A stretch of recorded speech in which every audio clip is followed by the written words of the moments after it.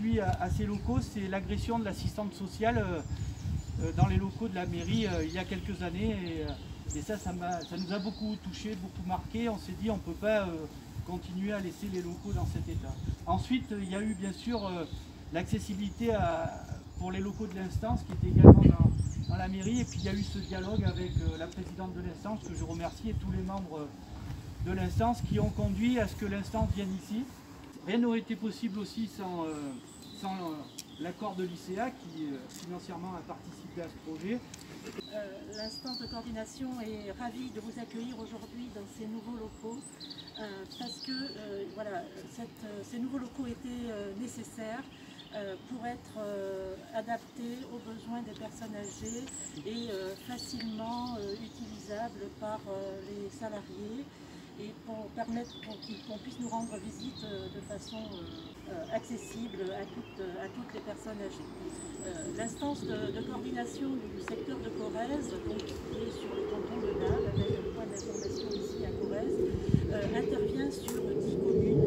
Donc les communes de Bar, Chaumeil, Corrèze, Hérin, Gimel-les-Cascades qui nous a rejoints depuis le 1er janvier, Mérignac-l'Église, Orliac-de-Bar, Saint-Augustin, Saran et Vitrac-sur-Montagne. Cette instance de coordination intervient en milieu rural, mais auprès d'un public âgé ô combien attachant.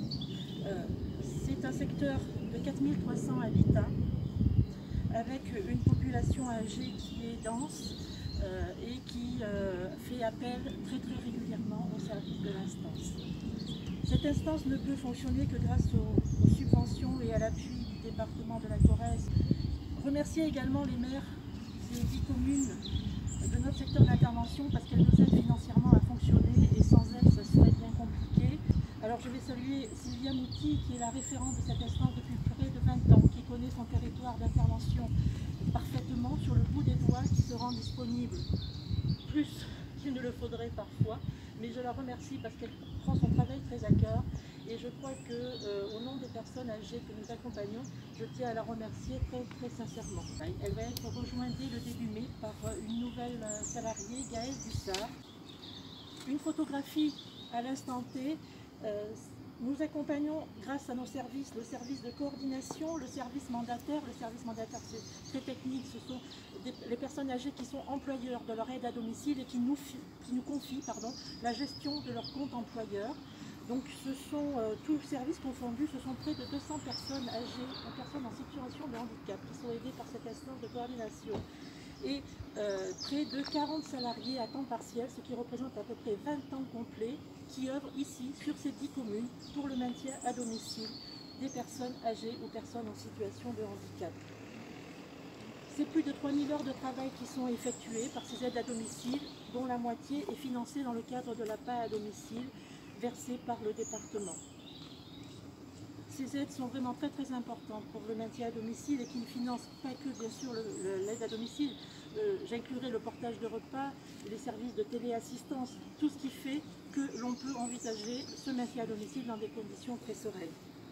Nous avons donc un point d'information qui a reçu sur 2020 plus de 700 visites. Donc nous étions déjà dans nos nouveaux locaux, comme quoi il était urgent d'avoir ces nouveaux locaux, c'est pas neutre, 700 visites. Sylvia a effectué plus de 500 visites à domicile. Des ateliers de prévention, parce que ça fait aussi partie d'un bien vieillir chez soi, grâce à des ateliers équilibre, informatique, je vous ai présenté tout à l'heure le point que nous avons mis en place, et un réseau bavardage que nous menons en lien avec le département, la MSA de Limousin, et des bénévoles qui se proposent pour faire des visites mensuelles auprès de personnes qui le souhaitent. C'est également un lien fédérateur qui est extrêmement important. Bon, il y a eu tout un travail qui a été mené avec les 10 maires concernés et qui ont voté tous à l'unanimité, et je les en remercie, la participation de l'instance. Notre instance a participé financièrement à la réalisation de ces travaux à hauteur de 50 000 €. En contrepartie, bien sûr, une convention a été signée avec la mairie de Corrèze, qui, propriétaire des lieux, et nous met à disposition gracieusement pour toute la durée de vie de l'instance de coordination et qui aura une très longue vie, nous met à disposition donc ces locaux à titre gratuit.